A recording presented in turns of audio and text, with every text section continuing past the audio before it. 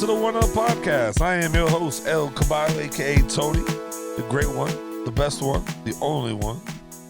Here with me are my co-hosts and homeboys in the building. Got my dog, DJ Doughy Fresh. What up, what up? How you doing today, Doughy? Good. Our Lord and Savior Yeat released his album, Afterlife. It's going to be held as one of the pinnacles of the change of sound of music. The change of sound. Yeah. He's your Lord and Savior. Lord and Savior Yeat, yeah. Heat or Yeat? Yeat. Yeat. Kind of like yeast, but without the S. Yeat. Also in the He building. looks like he smells yeasty, too.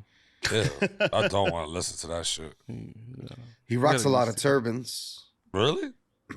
Yeah. Also Nick Cannon shit. Isn't he a white guy, too? He's half Romanian, half Mexican or something like that. Basically, he got no business wearing turbans. Yeah, no, you know, it's a thing. It's an aesthetic.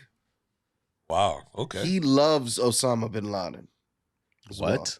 Well. And this is your Lord and Savior. Huh? Osama's my friend. Yeah, he says it all the time. He loves his Lamborghini Urus. He likes the Tonka trucks. Also in the building, the Texas one without a gun, the Mateo. What's going on? I like you just sliding right past everything Doughy is saying there. That's pretty good. It's crazy. Do he sound like he had a list of things to say, but then he stopped at one. And I was like, now we got dead silence. Like, I thought there was going to be more than one thing he likes. But I'm distracted, y'all. Did you know that Bob Ross has a YouTube channel? Bob Ross? I think so, yeah. And they're doing a weekend marathon live stream of just like back to back Bob Ross. Like, so I've got that going on my other monitor here. The man's an artist. Tell me, like, he's actively on YouTube now, or they got his old videos on YouTube? His old videos. Bob Ross is dead. Damn, I don't even know he died. Poor guy. Yeah, I used to put Bob Ross on when I worked overnight so I could fall asleep at the desk. Wow. I would hit He's hypnotic, dude. Yes. for sure. Yeah, the best thing I've ever seen about Bob Ross is in the movie Road Trip, where Andy Dick is sitting at the hotel lobby trying to draw the rock, like he's trying to paint along with Bob Ross, but he's just doing it with a blue pen, and it looks like pure shit. He's just like scribbling. Also in the building, the bald one, the great one, Pucho. Balder today than last time, okay? So I shaved this morning. There's no sheen though. Zero sheen. Now there's a lot of sheen. I got it a little dim. If you want, I could turn the lights up. It's very shiny. You can see a little bit of sheen there. Well, that's a shout out to our makeup crew. They come in, they powder down Pucho's head. Yeah. They're trying to make me anti-sheen. Got a makeup crew? I didn't know about this. Mm-hmm. It's not coming out of the budget, right? Oh, it's definitely coming out of the budget. Total the budget, the grand total is $0 budget. I just want to say, okay, last week I said I was part of a gang, okay, the Black Tea Gang, and I decided to wear a different color shirt since Doughy made such a big fuss about it. But then I see he turned around and defected to my gang, so it's like I left the gang, then he joined the gang. Like I don't know what's going on. This is purely. I thought we were gonna wear colored shirts. I thought we were gonna come in here looking like the Power Rangers or the Ninja Turtles or some shit. I am the Black Ranger. Running low on laundry. Even though that's when you whip out the black tees. I'm running low. I got low shirts. Is this like your emergency stash? You got some unopened shirts that just live under your bed or something? No. I'm just down to the last ones. Damn. Are you able to do laundry in your house now, or do you still have to go to the like one of those by the pound places or whatever? I got it. I'm in the basement now. I could do it in the basement, which is Gotcha. Nice. By the Is it pound. free? No. Okay? That sucks. But it's not like too expensive. It's like $1.75 for the washer, and then $1.25 for the dryer, or $1 for the dryer. 5 quarters, and you gotta push that thing in. Yeah. It used to. Now they changed it to like a card thing. How much is it by the pound? Is your dryer good enough though that you can like just do one drying cycle and it's done? I think that dryer is older than me. So it's not. That dryer is like Yeah, older. yeah. In It the gets so hot. buildings, in the buildings, the dryers are actually gas powered. A lot of times, if you look at the angle, you could see outside of the barrel are literal flames. It's like it's fire in there, like they're burning fire on the inside of those things. Get hot as shit when those They get dryers come very out. hot. If you went and touched the fucking drum, you'll burn your hand, dude. It gets hot as fuck in those things. I had no idea. That's wild. Yeah, They're we industrial dryers. They're serious. used to throw each other in there when we were kids and turn it on, but we'd only get like one cycle before we like take Wait, hold up. Oh, he's gonna beat the devil out of that brush. You know, he laughs every time that he beats the devil out of the brush. Yeah. He had to be high as shit when he was painting pictures, because I don't know. I just had that conversation last night. I don't think that Bob Ross. I don't know if he ever smoked weed, but I don't think he was high when he was painting. I think he's too precise when he's painting. To the way he talk. Gotta give it a little happy tree here, little dab and shoosh. He was talking about he was painting a tree last night, and he was talking about how he was going to put a little happy squirrel in there. This is where his little happy squirrel lives in this paint. And he's like, you know what? If the squirrel's going to live here, I may as well live here too. And then he made a little cabin. There I love is the name of all his paints. They're just so weird. Phthalo blue, but there's a P in the front. You're like, what the fuck? Pathalo? What is that bullshit? What is the liquid white? I'm gonna put some of the liquid white. So he always puts before he starts painting to wet the canvas. Damn. No, they're coming out with a biopic or something like that, right? They're coming out with like a. There's like a spoof movie coming out soon where it's like someone that's like a very like Bob Ross inspired painter, but there's a new up and comer that's coming and he feels threatened. So it's like a Walk Hard then, like That's Walk what Dewey he Cox. that's what it gives me vibes of. That's cool. Crazy. I know. Have you guys ever tried painting though? Like physically, Yes. like It's is tough. very difficult. Especially the way that he's painting. He fucking mixes the paint colors together. That's like some real old school shit. I don't know. You gotta But a respect. lot of it, it's certainly not easy. I'm not saying that it's easy, but like mixing paints together, you could only really do that nicely with. Like to get his look, you need those oil-based paints, which a lot of times when you're painting like in school and stuff like that, they're like water-based paints. They don't work the same way. Yeah. And then you also need things like he literally wets the fucking canvas with water before he even starts. Then he puts liquid white, whatever that is. And so he's like, those paints need like a moist base so that it like moves properly and stuff like that. Sorry, I used to be an art major. And I gave that up. I didn't like art that much. But He was talking in one of the ones that I watched earlier about how he uses like a really thick paint, and that's the reason why he can do paintings in one go, because he uses the really thick paint. Then you can go on top of that with lighter paint without it just like becoming like this muddy mixture mess. It's interesting. That dude be painting with a paintbrush from the hardware store. He'd be grabbing the same paintbrush you paint your walls with. He'd be making fucking fantastic pieces with it. I think He's impressive, dude. I think him and Bill Nye the Science Guy have been a staple in all of our lives growing up. And Mr. Rogers. Oh, and Mr. Rogers. Those are three men. Three white men in our life that's really impact us.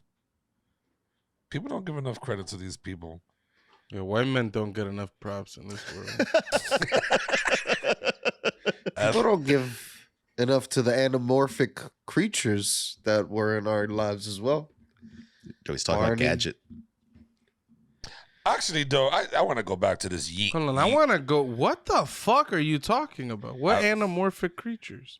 Like Barney, the niggas that stand up on two legs, but they're fucking creatures and they're Like on the Big Bird? TV. Yeah, like Big Bird, Well, Yeah. fucking Snuffleupagus. That dog. Big Bird is one of the only animals on Sesame Street. There's Big Bird. There's the elephant guy. I forget his name. that grouch is like a fucking Snuffleupagus. an animal of some sort.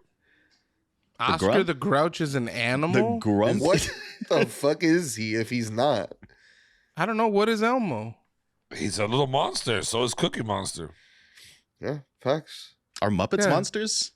No, they're rats. Muppets are all Gonzo. rats. You don't see them. Gonzo is No, definitely. what the fuck? There's The actual Muppets rats. are in- animals. There's Kermit the Frog. There's the pig chick. I forget Miss her Piggy. name. Word. Miss Piggy, the easiest name. Can you tell that I wasn't a Muppet fan? I don't remember the other. Yeah, but going back to this Yeat of your Lord and Savior, though, why the fuck do you like him? We'll talk about that on one of our. We can go back to this when we have got the a teaser topic coming up. Yeah, What later. a teaser. I'm just more interested. I'm just more interested in why you like somebody that likes Osama bin Laden who planned an attack on 9/11 in New York City that you're from. I find it really odd. I think he's just being edgy. I don't think it's. The reason people love Yeat is because he's changed and impacted the lives of so many people. Look at this guy.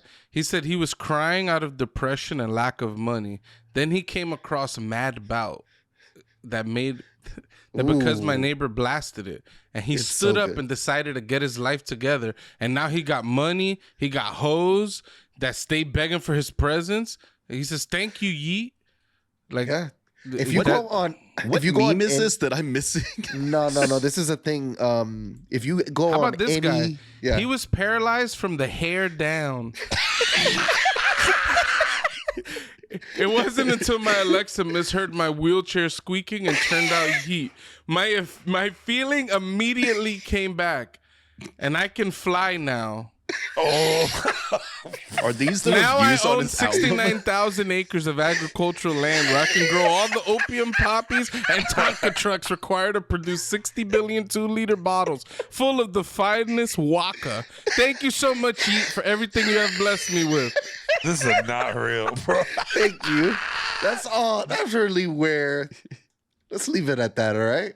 I don't listen to Yeat at all, but I fucking love to go to his videos just to see that his YouTube comments are full of stories like this. He's impacted and changed the lives of so many people. It is a blanket of positivity anytime a new Yeat track comes out. I just want the people to know. Yeah. I've never heard of this guy until right now.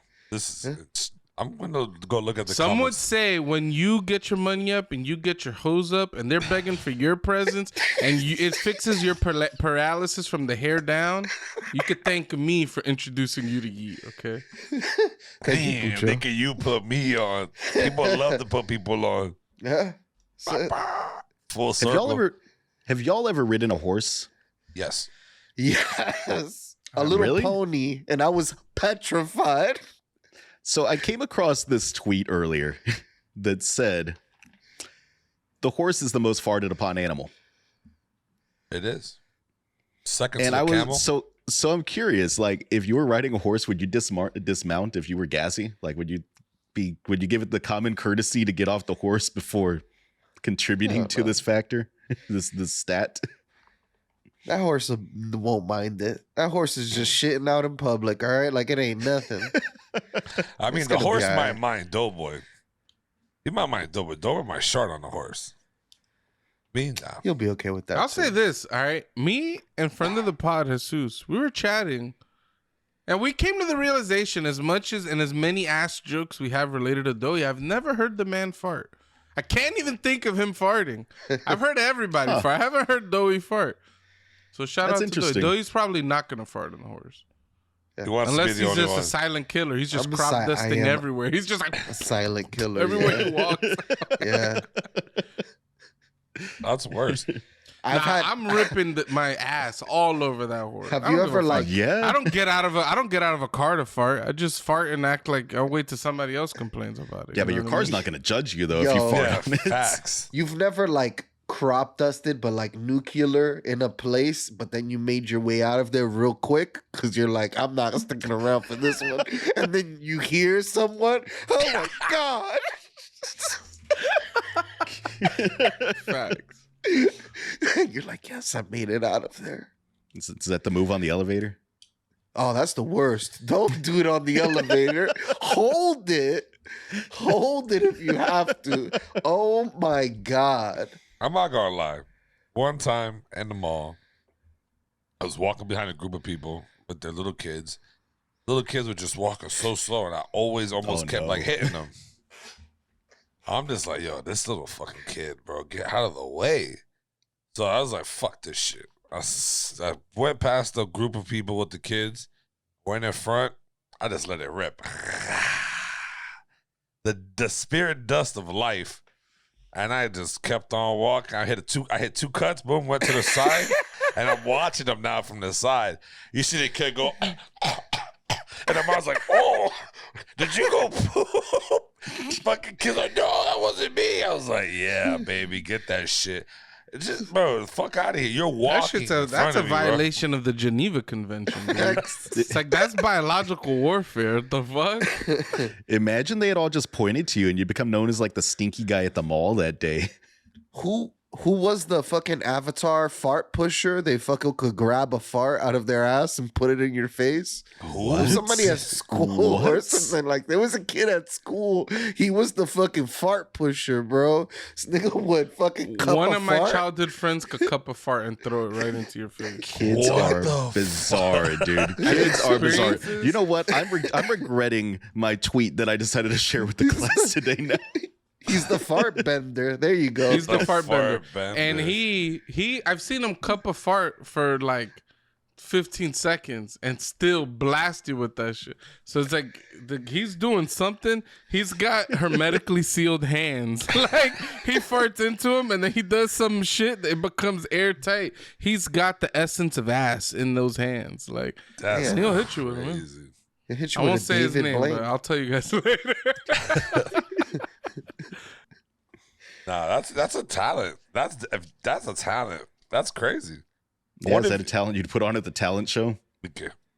To the whole crowd. What's the Naruto move? The Hoden Jacques. Rasengan. I said Hoden Jacques. They're all like cupping. I was about to say Hoden Jacques. I don't know where the fuck I came up with that shit. That's a fucking airbender for real. No. Yo, but then, did you ever ride your fucking motorcycle? I've got my battery charged up. I need to go get it tested today. I've been waiting. It's supposed to be like right now outside it is 60 degrees.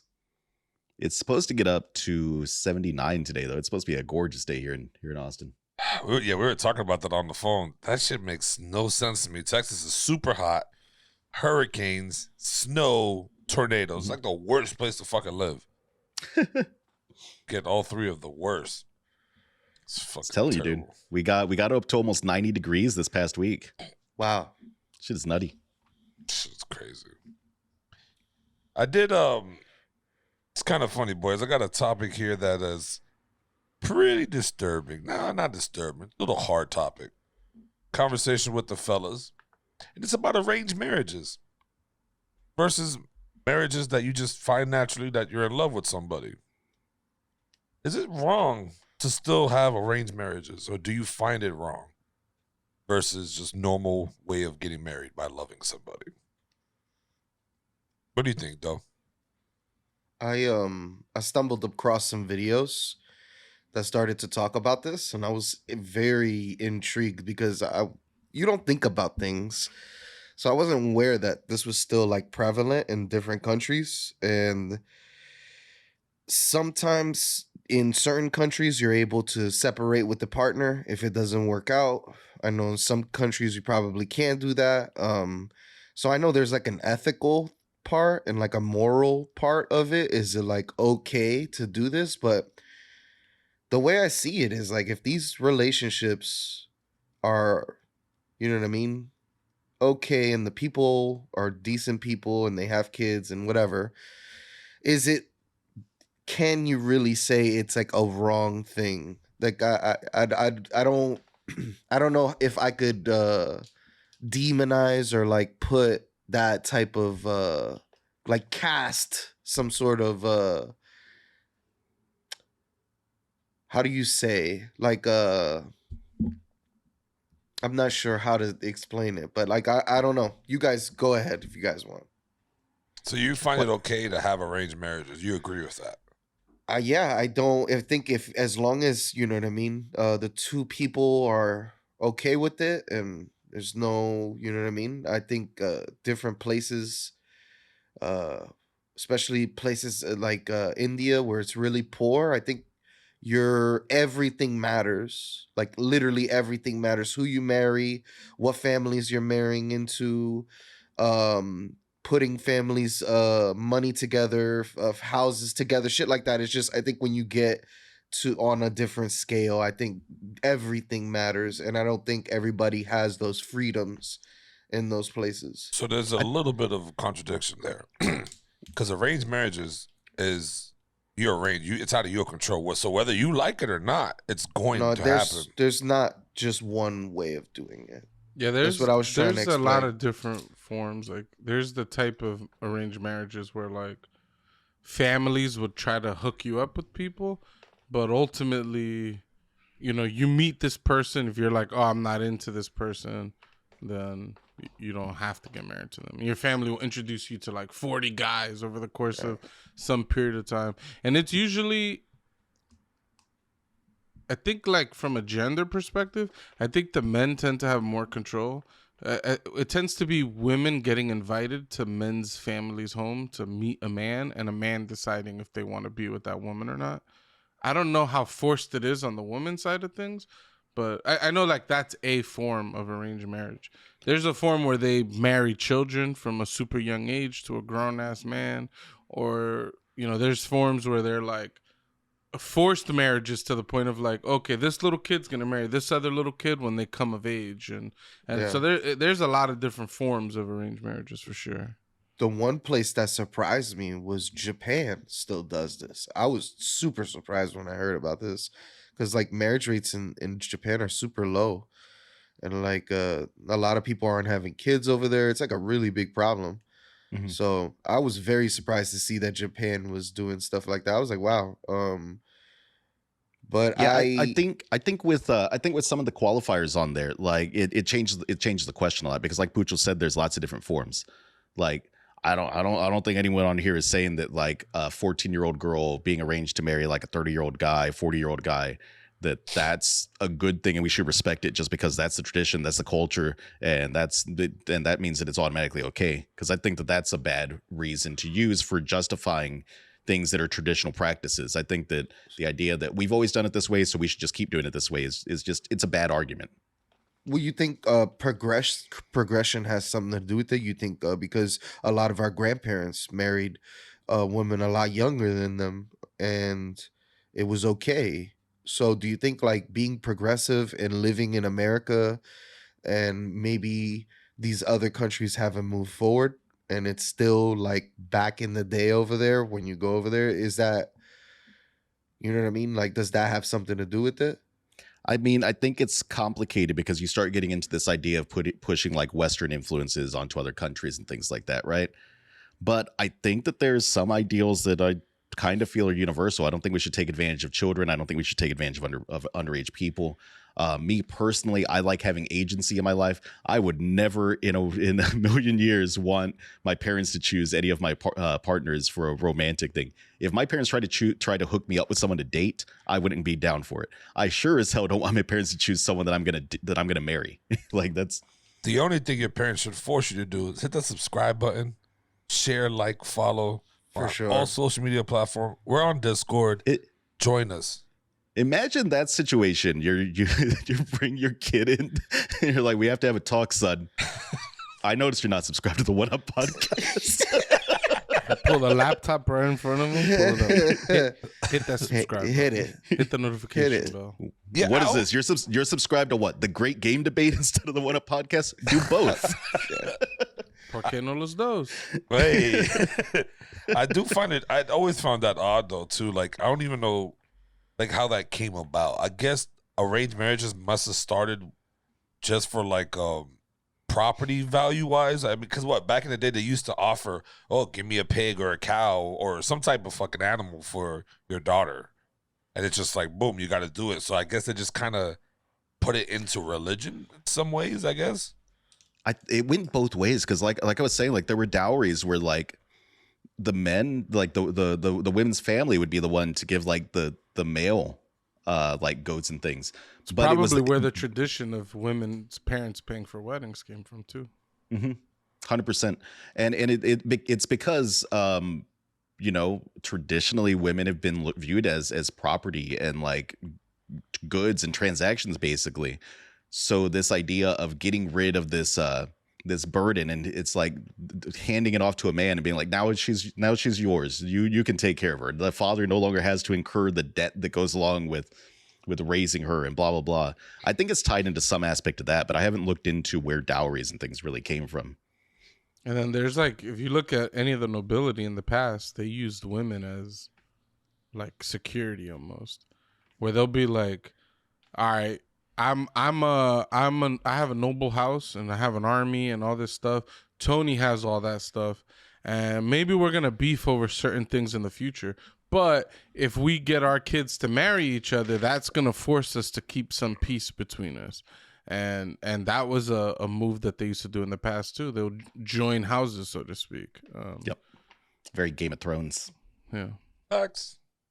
What if today you tried to do that? Sir, join my house so we may put our forces together. I can guarantee you that some aspect of that still happens in some of the upper echelons of culture and society. Ooh, the Rothschild married cousins.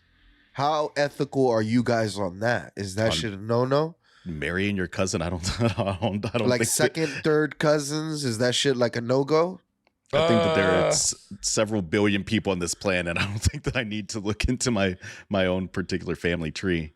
But look, I mean, but you don't think that also like that lines you up for like mental disabilities in the future and shit like that, right? It can. I mean, there's definitely a risk of like, that's the reason why incest has traditionally been something that people view as taboo, because there's genetic implications of it. Not to mention, I mean, especially like you look at like how small the world used to be. You didn't travel more than like 20 miles from where you were born, basically, right? Yeah. So like, if you're already if you're an inbred family line, and it's just gonna get worse and worse over time because that's all you're around.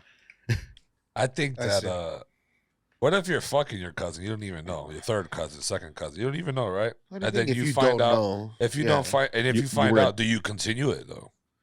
You were adopted or something. Is that the hypothetical? That is this is a whole different conversation. Yeah, I mean, we're going really left. It's okay. We're gonna go. It's all right. We're going everywhere with this. I feel like as long as you didn't know, I feel like once it comes out, you guys gotta kind of make a decision whether this is really gonna keep happening or is wrong. Bro. It's gotta stop. It gotta stop. Okay, here's the thing. As long as you're having protected sex. You don't find it wrong you're fucking your cousin. As long as you're not, you don't make babies with that person, and there's some sort of chance where you're gonna endanger some little baby's life. Damn. It's protected sex. You're just having protected. If two people are consenting, Your cousin though? I'm just saying. I'm just saying, like your aunt's daughter? If you don't know, they're saying if you don't know this person. But then you find out. You're going to continue on. But then you find out. And then you guys already have a relationship. If you guys... In the hypothetical, you wouldn't know that it was your aunt's daughter because you would have been like adopted by a different family or something, right? You're adding a variable of adoption. I'm just saying you find out she's your cousin. Well, how else would you find out? Like someone you go to a club or whatever, and you just fucking, you don't even know y'all cousins, and then next thing you know, you go to a party. Oh, hey, that's your cousin, and you're like, fuck. Do you stop fucking? Or do you keep fucking? He said, as long as you wear a rubber, you're good to go. I would say if you're two consenting adults, you guys talk about that shit, and you guys are like, yo, I still want to fuck. What? That's crazy to me. Yeah, just for saying. Me, the whole like.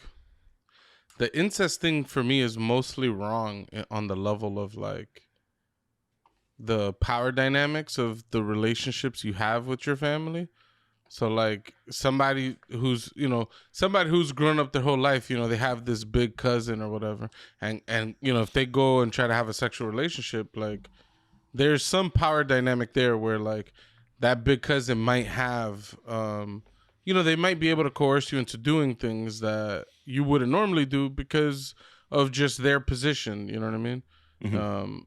For sure. But I feel like if you don't know this person at all, then the only negative aspect of this comes down to whether you're going to have a baby or not. And if that doesn't happen, then I don't really see what the issue is. I mean, there's societal pressure too, right? Because like you're going to have to juggle. Is this a story we share with people? Is this our family gathering is going to be weird. It's going to be like, man, you know, these two cousins, they always show up to every family gathering together. They're in their 40s now. They never married. They live together because they said it makes sense financially. For me, but I'm saying, like, let's say these people don't know their cousins at all. They don't know anything about each other. They never find out, is something wrong occurring? No, because they don't know. No. Right. But if they do find out, that's a problem. I think that's when you Why need is that a problem? They still love each other. They're You still, can love each other, you know your what I mean? family. You can still love each other. Why is that a problem? Because you're fucking your cousin. Like, you're fucking your aunt's child. Yeah. You should think about this more, because that's not an argument at all. I think in this hypothetical, my main issue would be like the social side of it, like the family judgment side of it. That would be my main issue in that hypothetical, where you don't know your cousins, you find out, but you're already in an established relationship at this point. Let's say you've been dating for a year at this point, months or something. Yeah, no, it makes it a lot rough. It makes it a little different. And you know what I mean? I'm not advocating for it, but I'm just saying, if you do get stuck in this situation, I mean, you know what I mean? Like, you have two decisions. You could either, you know what I mean, consent and like agree not to have kids or something like that, or you could stop it. There's like two decisions you can make. That's a decision for you to make. But I don't feel like people should be judged necessarily in that situation. Now there are other situations, because I saw this video on Twitter the other day, and it came from TikTok, and it was this girl marrying her stepfather. Yeah. And she was, and it was like a bunch of like, it was like her wedding picture, and then like the post before. How the fuck you saying yuck? You fucking your cousin. How you saying yuck? That's just they got no relationship. I do think this is way different than the cousin hypothetical. This is a power dynamic. There's daddy issues there. There's daddy issues there. I'm saying, but they're not blood related. You go to you're taking two hypotheticals, Tony. You're talking about going to a club, meeting somebody your age, and y'all niggas is feeling each other, and then you're talking. Here. Age can be a problem in a relationship. Be a problem. So Absolutely. the dad's 40, she's 28. That's a problem there. I don't think there's a 12-year age difference between the dad and the daughter. I find it both oddly weird. But even if there was a 12-year age difference, right? The problem would be in when this person came into the picture and things like that. Like if somebody became a stepdad to somebody when a kid was 6 and he was 18 and he started stepdadding this girl, and then a bunch of years later they start hooking up. Like, that feels pretty wrong, no? You're gonna tell me I'm saying they're both wrong. I'm saying, but I don't think there's something about the idea of sharing like a sexual partner with one of your parents. That is one of the grossest things in the world to me. The stepdad situation is so much grosser than this cousin hypothetical we're painting, where everyone's coming in ignorant to the situation.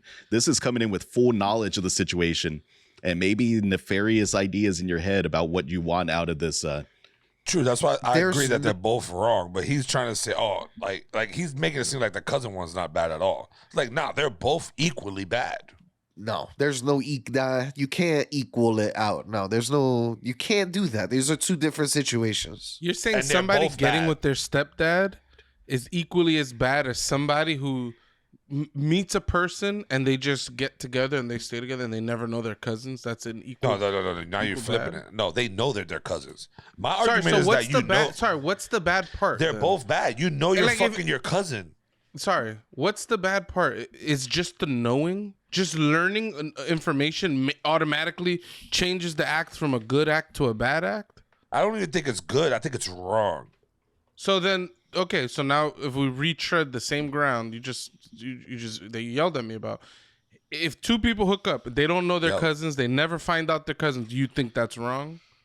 If they never find out, no. If they find out and they continue, yes, that's wrong. You can't even follow questions. So just the knowing of information will change the act that you're committing. Yes, I said that already, but he knows that they're cousins, and he's saying that they're still fucked. Yeah, I said that. He says that they know that they're cousins, he's still going to fuck if they're both okay with it. I'm saying, okay, that's terrible. And then now the stepdad trying to fuck his stepdaughter, that is also bad. Like I agree with you. When did you come in the picture? That plays a big role. but it's still bad I regardless. said different things than that, but I also said you'd have to wear protection. You'd have to be. If you're not bringing kids into the thing, I think that there's a lot that comes with it. I think that there's wiggle room in the cousin one where I could make the argument like I don't think it's that bad. The stepdad one though, I don't think there's any argument I can make where I would be like, you know what, it's not that bad. Even if you were dating, even if you were married to the mom for a year, and then you were like, you know what, I'm actually feeling your daughter, I'm gonna get with her. That's a fucked up thing to do. There's no moral like high ground there. You can't back that decision and defend it from a moral standpoint. Well, the year thing's weird because it depends how old that girl is. It doesn't matter. If you marry into a family and you are someone's stepfather, you should not be getting into a relationship with any of the kids that are. What happens if you marry, right? You meet this chick, you marry her, and for a year you guys were together. Mm-hmm. Her daughter could be 28, 29 years old. Very grown-up adult. You and your mother, or the mother or father or stepdad breaks apart or whatever. They link up. They have a good night. One thing leads to another. They're fucking. Now they're together. I don't find that bad. You only knew this person as an adult. As an adult. What? Yeah, I'm with you on part of that, Tony. I don't think that the power dynamics portion comes into play. Okay. True. But what comes into play is the morality of hooking up with one of your parents' partners. That feels that's an argument. I don't even want to. I don't even want to be around somebody's ex, whatever the fuck, or shit like that gets weird. Like, I couldn't even imagine bringing your mom's ex-man around again, talking about we're engaged, we're getting married. It's like, what the fuck? That just seems insane. I've said lots of times that parents shouldn't hit their children, but you know what? That might be the situation where your mom can beat your ass for that one. All I'm thinking about is like my mom's ex, this Taiwanese guy, Sushart, and Pantera. Yeah, that guy was interesting. The one thing that's interesting about the whole incest thing is everybody always seems to be in agreement on like, oh yeah, because they could have kids that could come out with mental problems, all that stuff. That's totally wrong. They shouldn't do it. But it's like you wouldn't make this argument for any other situation. Yeah, like if you've got a genetic disposition to having whatever, right? Right. Like now you're playing eugenics. Like this is what the Nazis used to do. And everybody seems to be in agreement that what the Nazis did when it came to eugenics was wrong. Where it's like, they were like, oh, you're autistic? Dead. Oh, these two people can have an autistic kid? Nah, you're not allowed to have children. Whoa. Crazy. Yeah. I didn't know that. Yeah, they're like, oh, this person is a paraplegic? Dead. Like they were killing anybody off that they wanted to eradicate bad genes from the genetic pool. Oh, but shit. That kind of feels like what people are saying when they talk about incest is like, nah, we don't want these two people to have kids because their kids could come out with problems. But like, what if just two random people were hooking up and they just happen to have genes that would cause problems? Would you step in and go, nah, y'all can't have kids if it's the equal chance in like an incest situation? I feel like people wouldn't do that.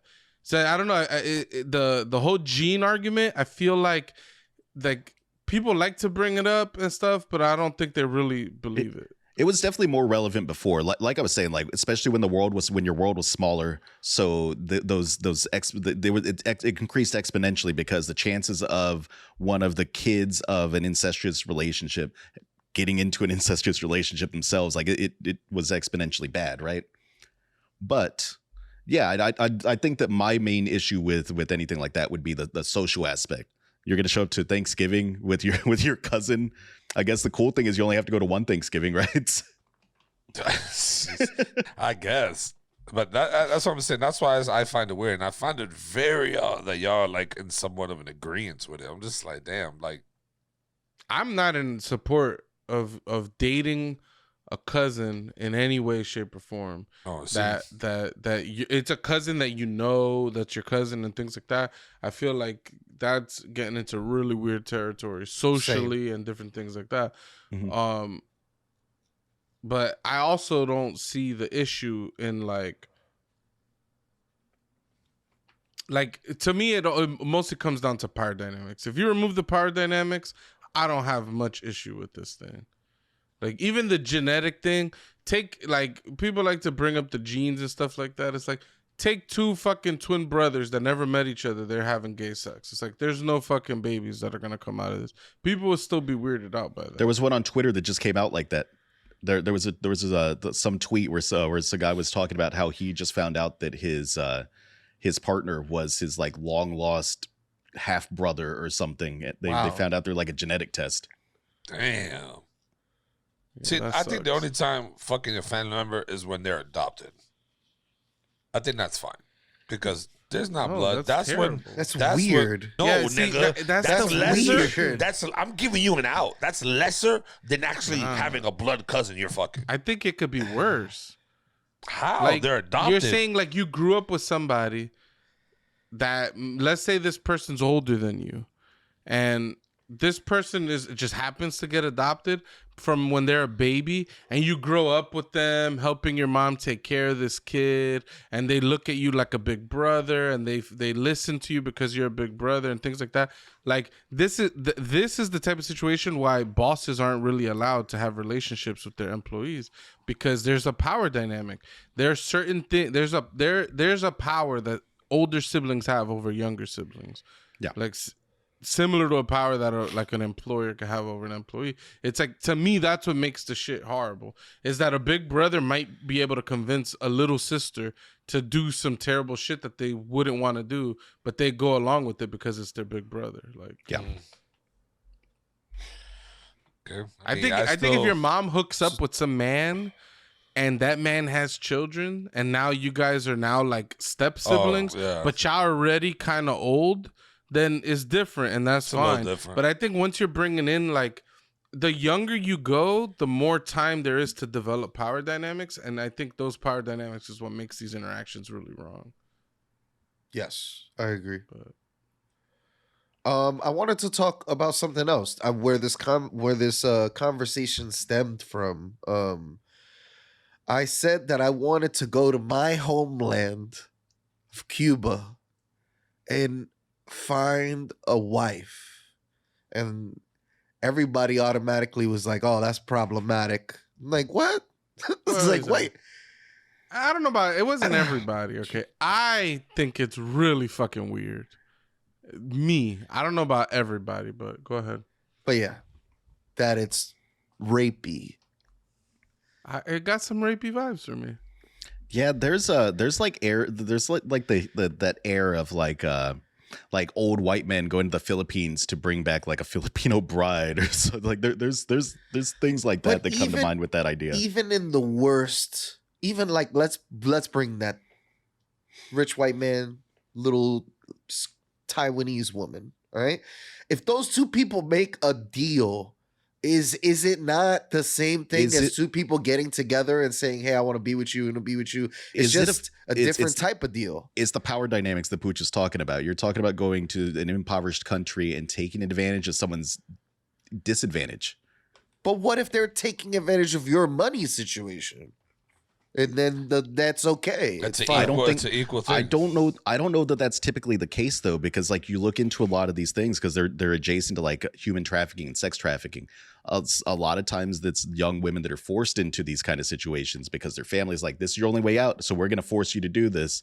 There's services that offer like foreign brides, and those services usually have some shady practices. They're fucking For Andrew sure. Tate-esque in the way that they're operating. I don't find it I just want rapey. one little correction. Doughy mentioned Taiwan, which seems to be a really well-off country. It's not anywhere near like the Philippines or Thailand or. I didn't know. I'm sorry. I wasn't No, aware. fine. Just put it out Yeah. there. I do think though, I don't find it rapey though that you want to go to Cuba and find a Cuban woman to marry. I do find it odd because it's like you have plenty of Cuban, like full-blooded Cubans here, and you get a notion that people who go overseas to find a wife is usually a money transaction.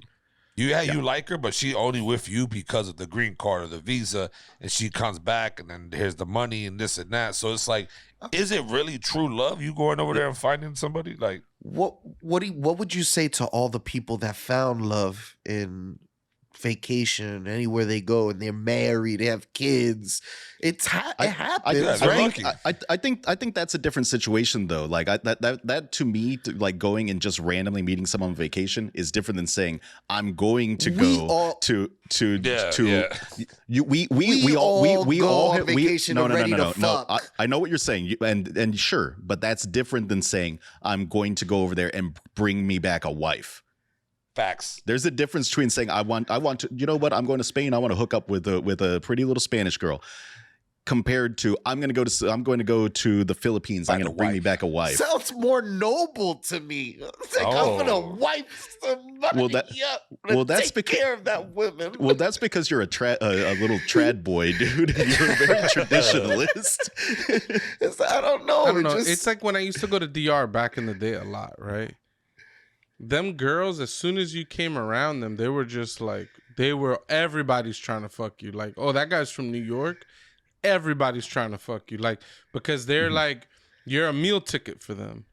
And it's like, it feels like you're trading, like, for one person, it's a life that they couldn't have if they stay in their country without, exceptional circumstances. For the other person, they're trading like a body that they could fuck. It feels weird is all. Like, can you go to a place and find a person and fall in love with somebody and all of that? Of course that happens. Of course. Yep. Nobody's saying that anybody who gets with some, poor person or a foreign person or something, like, they're bad people. But yeah, to me, it's the idea that, like, the intent behind I'm going to go to this place to find a wife feels weird. It feels like you're going to look for a person that's vulnerable, that'll latch on to you. Yeah. That way you could get a body to fuck. Like conquistador vibes. Like, I'm going to take over. 100%, yeah. It just has some weird vibes. I get it. But, I mean, ultimately, I don't really care. I think people are I mean, like for example, my brother, right? He has a wife from the Dominican Republic, right? Culturally, we're both Dominican, right? We're full brothers, but culturally, he has stronger ties to that culture than I do. So for him, it was more, it was more important for him to have a woman, a partner that fit with him culturally. It's like, I don't see nothing wrong with that. But Doughboy is Cuban looking for a Cuban wife. I'm sorry, what? Doughboy is Cuban looking for a Cuban wife. So is that not the same? It's similar, yeah. It's similar, but like Pucho was saying, like, his brother is more in tune with more Dominican culture than like American culture per se, right? Yeah. No, I don't know if Doughy would sees himself as more in tune with Cuban culture than like an American Cuban experience. Oh, yeah, he's way more American. More American, but I am Cuban. It just gives me vibes of all these like red pill dudes that are like, you need to go get yourself a non-American wife because they're gonna cook for you, they're gonna clean for you, they're gonna obey your word, and but this kind of the rhetoric has been around since before Andrew Tate, though. Sure, I didn't say they invented it. I'm saying it just sounds like that rhetoric. I didn't say they invented this thing. Yeah, it does sound like the red pill stuff. It sounds like the traditional wife discourse that's going on right now. You seen all the cowgirl women? I'm gonna steal your man and I'm gonna make him a fried steak turkey. I need me. Oh, what is this? Fried steak turkey. That sounds... It's all these cowgirls. These like, I don't know. They're like really traditional trad wives.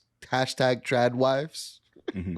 Are these like the farmer girls meet? Like how they got Christian she's like, I ride a tractor and I'll ride him. And I'm like, yeah.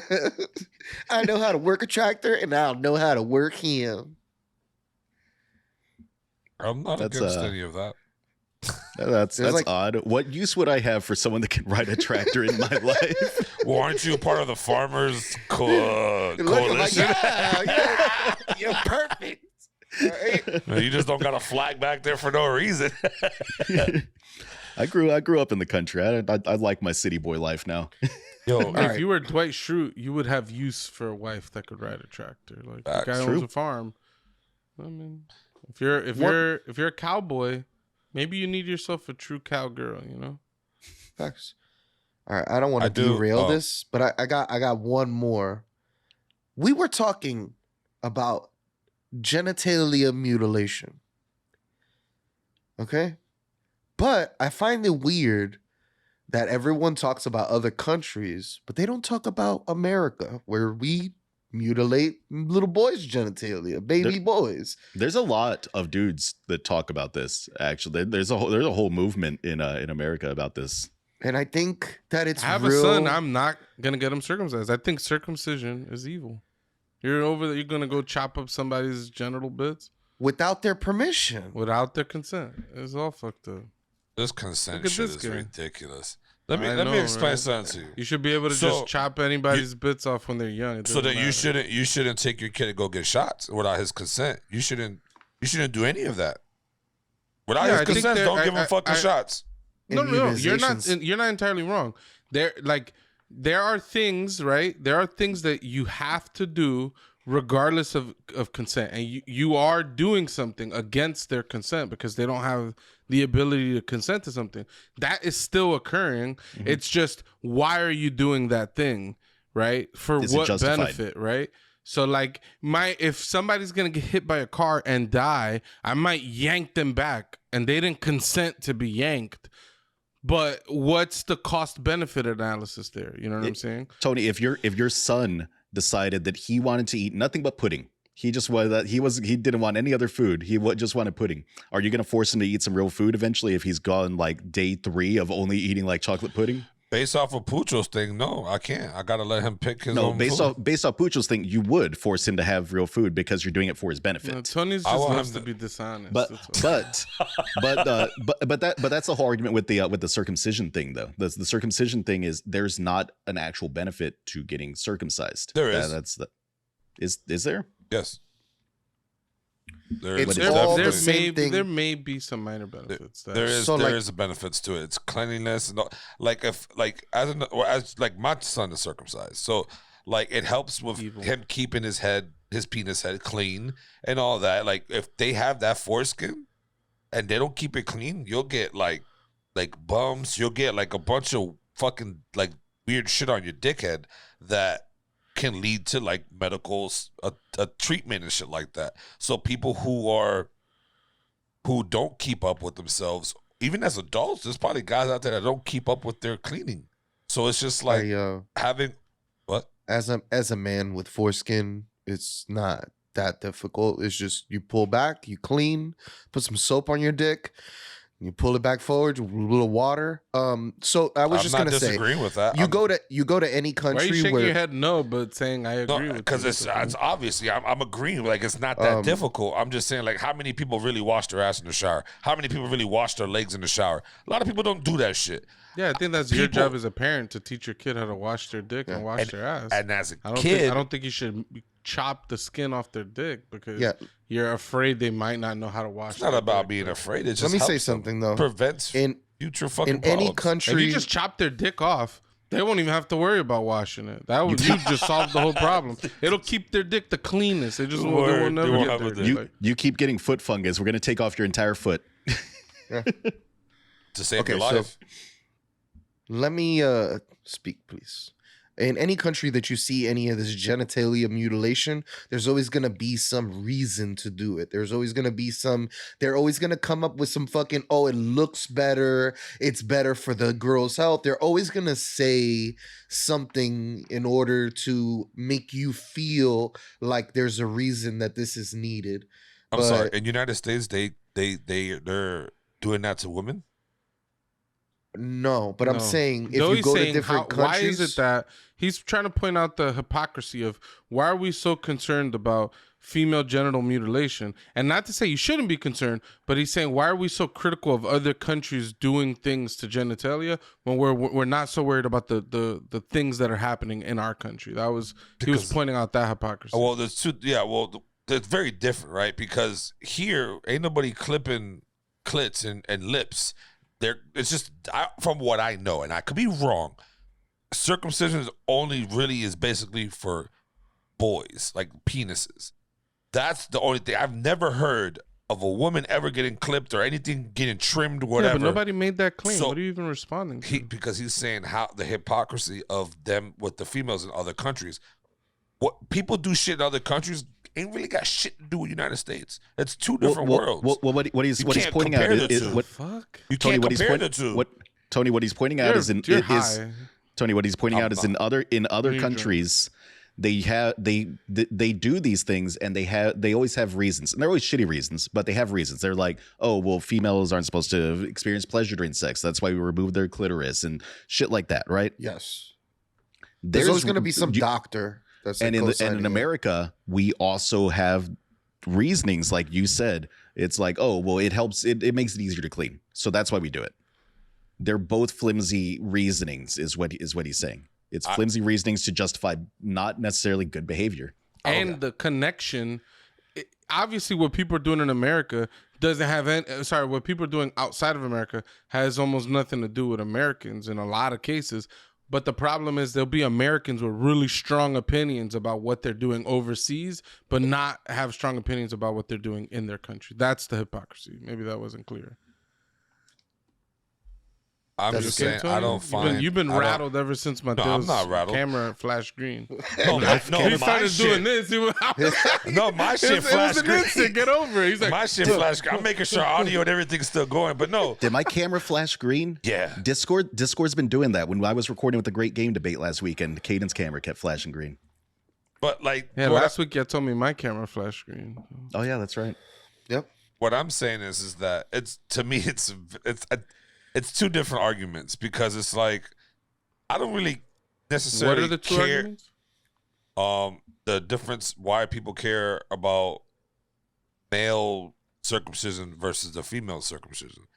Because I don't really Nobody made that argument. But Doe said that there's hypocrisy with why people not saying anything about how... No, he's saying why there's genital mutilation happening overseas, and people have really strong opinions about that. And people being Americans have really strong opinions that stuff is wrong. Why aren't they that concerned about the genital mutilation that's happening here?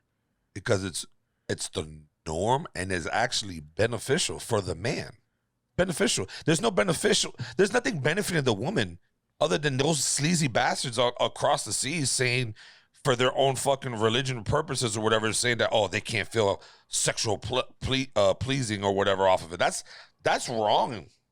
What's happening to the guys here is, I mean, have you read into it? Maybe there are benefits though. I'll look into it.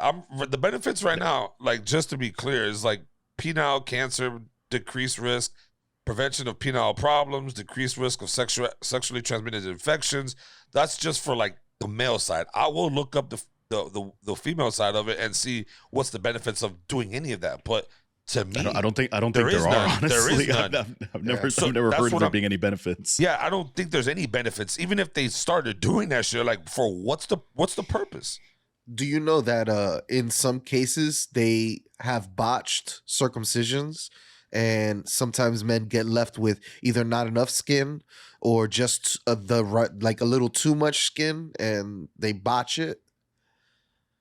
No, that does happen. Yeah, that any medical procedure, shit happens. That I'm not saying that something can't happen. They can cut too much. They can clip something. They can fuck some shit up. I got a buddy who says he ain't got no feeling in his dickhead.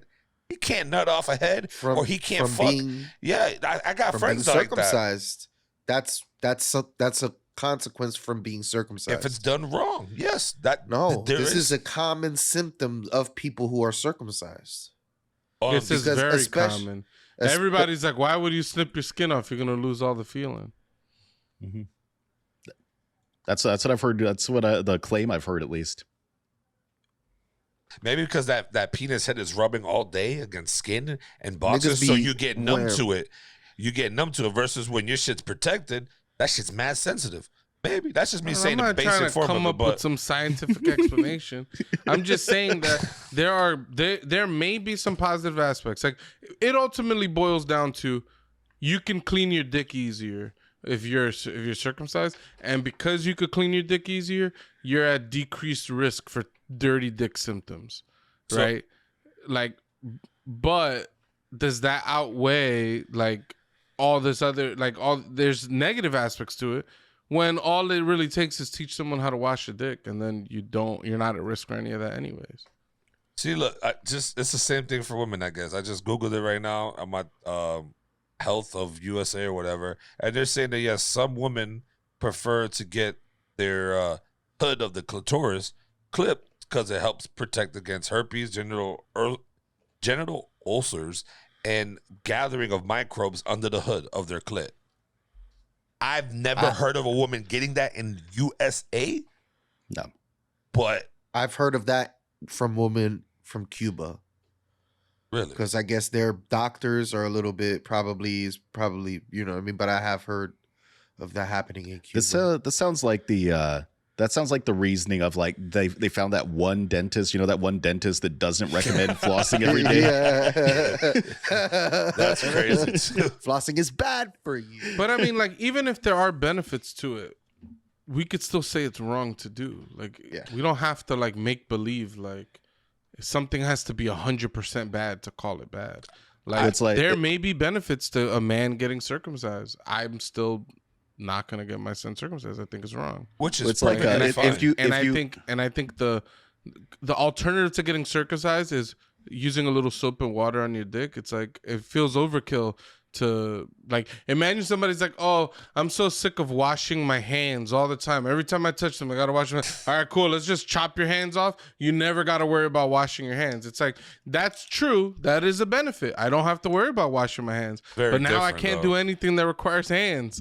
Like, you know what I mean? Like there's a benefit and a downside. It's okay to acknowledge it. Bad example there, but yeah. Why is that a bad example? It's because you need your fucking hands. You need your cock. No, there are people with no arms that live happy lives. You need a dick. You can still use your cock with a circumcision or without it. You can still use your cock efficiently and still get somebody pregnant. What are you talking about? Viagra.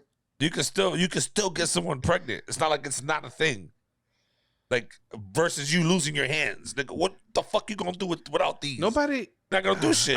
I'm so exhausted with people that just don't understand hypotheticals. Those are just that's a stupid hypothetical. I'm sorry. It's not stupid at all. It's analogous. It is analogous. Tony, what if your dentist told you tomorrow, we're just gonna pull all your teeth out? You know what? It 100% reduce the risk of you getting cavities. So we're just gonna pull all your teeth out and give you dentures. Tony would say it's not the same because you need your teeth to eat. That's fine. It's not the same. If you pull one tooth, you could still eat, but if you pull all the teeth, it's like then Tony's argument is there can't ever be a hypothetical because nothing's the only thing that's the same is the same thing, the same exact words. That's the only thing that's the same. This is how Pucho the wins idea arguments. is ridiculous. Like, you can't come up with a hypothetical. You're trying to show there are analogous situations. This is not saying it's the same. It's obviously not the same because if it was the same, I would say the same words. This is so how you use different words. It's a different example of something that's similar, and it's usually a bigger exaggeration to clearly show you.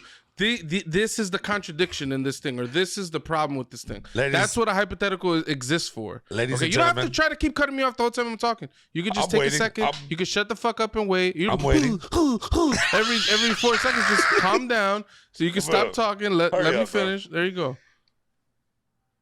This is how this nigga wins arguments, bro. By saying something, because I said this was a stupid ass fucking example. Now that Mateo gave me an actual fucking good example, now think, oh, this is what. Yeah, if you gotta take all my teeth out, go ahead. Give me dentures. I can still chew food. That's no problem. Doesn't stop me from what I want to do. But whatever, let's move on. But would you be in favor of that just being like the norm? They're like, all babies from now on, we're gonna pull all their teeth out the second those teeth come in. No more cavities for anyone ever. We're just gonna pull all their teeth out. No more cavities. I mean, you're gonna have to wait because they're gonna lose the baby teeth. You gotta wait for the actual other teeth. So I mean, no, you just yank them twice. Mm-hmm. Yeah, I mean, you could give them dentures. I'm just saying it's not gonna stop you from. It's not gonna stop you. Like, you got things in place that can help you. Do you think your life is equivalent? Like, if you have a mouthful of dentures to having a mouthful of teeth? No, it's not equivalent. No, but you can still chew. It's not equivalent. It's not. So then you're saying if I chopped your hands off so you don't have to wash them, but then I gave you like little hook hands, it's like you could still grab things. You're not going to have the same life experience. When you masturbate, you're going to slice your dick to shreds maybe, but maybe you could ejaculate. You know, I'm not stopping. It's a dumb argument. That's dumb. I wouldn't want fucking a hook. Give me like a prosthetic with like fucking like some type of fingers. Like sure, but whatever. We're getting way past the. I don't even know Little where we're at grabby right grabbers. How do you guys feel about them little hands? That's Little disgusting. hands. I love the little hands. I hate the little hands. There'll Is be it like- somebody with a hoodie, a big ass baggy hoodie, and the tiny little hands sticking out of them. Oh, those little like toy hands that people have. Yeah, It's so a spooky Christina posted some pictures. She had some little hands. Yo, they just make any picture hilarious. It does look hilarious, but then I'm always thinking like, man, somebody bought little hands. On the lighter side of conversations, how do you find new music nowadays? I mean, before we used to listen to radio and all that shit, but what's the way to do it now? How do you guys find it? Is it a playlist?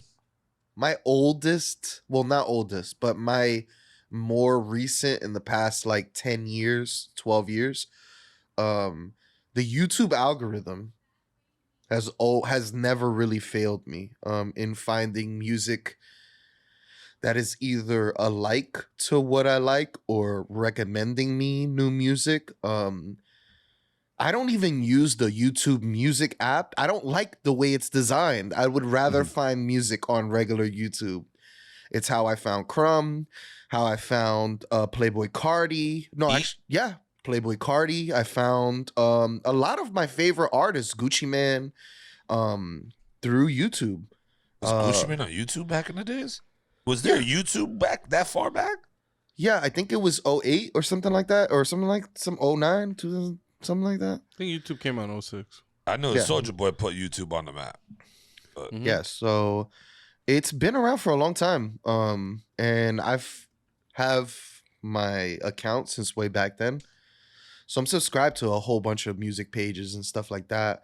I found the artist named Deco. I find a lot of like pushing the. So my problem with it, right? We spoke a little bit off camera, but my problem with it is that you're following a wave of music now. You're never gonna find new artists or different type of genre of music because all you're doing, all that algorithm does is just find music that you love already. So you constantly listen to the same shit. You're never gonna get out of this wave. So like, No, what do you know? no, because that's Yes. only if you listen. That's only if you choose to listen to the same music. What if one day you're feeling like you want to listen to jazz, like a whole bunch of instruments thrown down the stairs? You start to hit the jazz algorithms, and then it starts recommending you jazz music on top of whatever algorithms you have there. You know what I mean? An orchestra thrown down some stairs.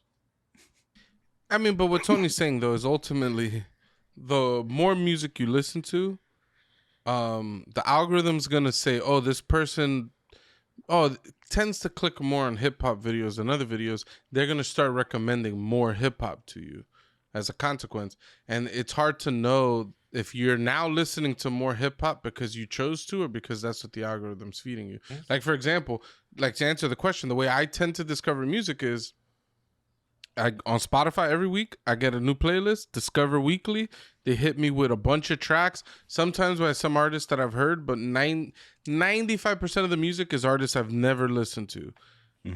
And it's just a bunch of random songs. And usually I'll like 2 to 3 songs a week out of this 40-song playlist. I would enjoy a lot of it, but I would actually click like and maybe follow an artist off of it.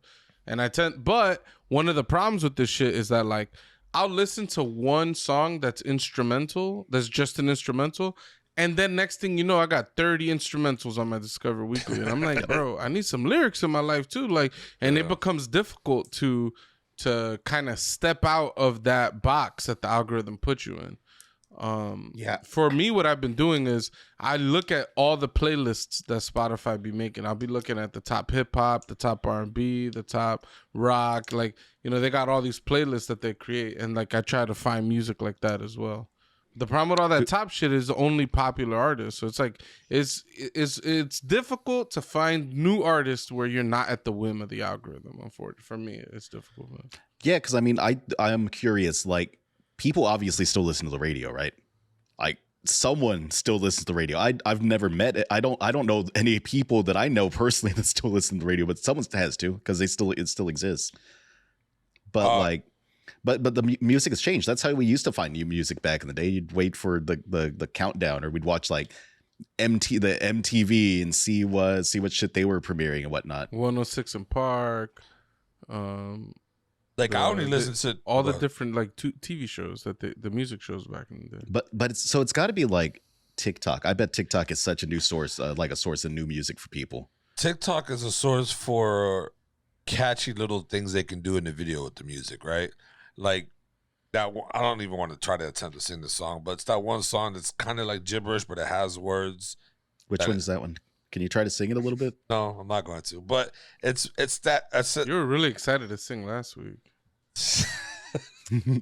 But radio, I listen to radio only for one thing, for the Breakfast Club in the morning, just to listen to bullshit that they say. Other than that, I don't touch the radio at all. It's Spotify or YouTube all day, every day. Discover. But don't they play music on the Breakfast Club as well? Yeah, but I usually just like if you watch their YouTube videos, it just looks like a pure like talking podcast. But I think the radio show is a bit longer, and in between they have little breaks, so they play music for you, right? Like that's DJ Envy's. He's a fucking DJ, right? Like he has his hour where he plays music or whatever. But usually it goes into like commercial shits. So I just kind of just lower it until I hear them again, then I turn it back on. But other than that, it's Spotify. And what I've found a technique to listen to new music without having that aggo just fucking give me too much. On Spotify, after you go to Discover Weekly, I just start clicking the artist. I'll type in the artist, I'll just listen to him, and then I'll back out, go to another artist. So that weekly shit doesn't give me a bombardment of the same fucking bullshit. Yeah, but you're only listening to them because the algorithm gave it to you. The Discover Weekly it gives you a bunch of different, it doesn't give you one genre. Yeah, no, they give you songs, and then you're saying, let me listen to this artist now. But you're only listening to the artist because the algorithm gave you that song. Yeah, it hints it. Yeah. But like what you said earlier. Even Spotify has a whole Discover section where you could say, discover albums that came out this week, or this is new music that we think you'll like that just dropped. But it's all like what they think I'll like. So even trying to find things in them, it'll be like, because you listen to Yeat, these are 3 artists that just drop albums this week. Maybe you'll like them too. And it's like, yeah, but like, how do it just feels so weird because I feel like they're putting us in a bubble. Yeah, you just have to find ways out of the bubble. Like I found Discords that have good music available for download or links. You're just getting in a different bubble. Yeah, you're in another bubble. I guess we've always been in a bubble. We always have. Because like even think about like back in the day when we would find shit on the radio, it was what was trending. And it was like it was just a low-tech algorithm. I've literally been finding new music my entire life. It's been like, that's like the funnest thing in the world for me. I'm like finding all these artists and looking them up, BitTorrent sites. It's just depends on what time of the year we're talking about. But I remember even DC++ just downloading tons of music and then just going through it and seeing like artists I've never seen. That was the sketchiest shit in the world, because I know what you're talking about, because they used to have like 200 best current songs, and they'd be like a .zip file that we would just download and fucking extract onto our computer from some random source on the internet. Yeah, my computer has exploded like dozens of times because I went on LimeWire and it's like the 30 best pornos or the 30 best music tracks. And then I'm like, oh shit, I need to check that out. And the next thing you know, your computer's like all discombobulated and shit. But you got to get creative. You got to get fun with it. Like there's still those type of places on YouTube. There's still those type of places everywhere. They just kind of evolved. Like, do you guys remember when Dat Piff was where you got all the mixtapes at one point? Like everybody went to Dat Piff and everybody was releasing on Dat Piff. So it was like, that was a place you could go to. You can see a lot of upcoming artists and shit like that. No, I agree. But I think that this bubble is now being really fucking like compressed now. And it's kind of ruining the fucking music findings. Like the other day I caught myself listening to country music. Shit had me on point. I was like, but it wasn't country music like how you would think. It was more like hip hop country because of the algo. The Bubba Sparks? Nah, no. More like It's Cowboy Troy. Cowboy Troy. I don't even know who that is, but it just sounded Pastor more of Troy's a like cousin. sounded more of like a rap, but it was country. It just Everybody in Pastor Troy's family, they have a profession, and they're just named their profession Troy. This guy's a pastor. This other guy's a cowboy. Surgeon Troy. There's policeman Troy. There's all the Troys, dude. never knew that. But no, yeah, I think and music's starting to be a wash too, though. Like, it's just all too bland. Are we in the decline of modern music? R&B needs to come back. Not with people like Yeat releasing Afterlife. All right, I'll tell you that. My man is breathing life back into the music. All right. And he's doing it by sounding like a chipmunk and cawing over beats, sound like a bird. No. It's just so incredible what he's doing to rap and what he's just changing it. He's like, nope, you guys are doing this. I'm going to do something completely different. Let me not shit on him. I'm going to go listen to him. And then, I suggest everyone go out and listen to Yeat so that they can elevate themselves. Because right now, ain't nothing elevating besides me not fucking wanting to listen to it. He's there's a song called Myself on his new album that's really, really good. I think if anyone wants to hear like a versatile track from Yeat, they could listen to Myself. If they want to hear Yeat go stupid, they'll put on Split. If they want to hear something radio-like, you could listen to Heavyweight. There's a lot here. How did he change your life, though? What did he improve? Changed my life by giving me faith in the youth, that the youth are going to create something good, that we still have, they're going to keep this continuing. Yeah. And they're going to have fun with it. He's like Kendrick Lamar, but like a little kid who's just having fun with music. How old is this Yeat?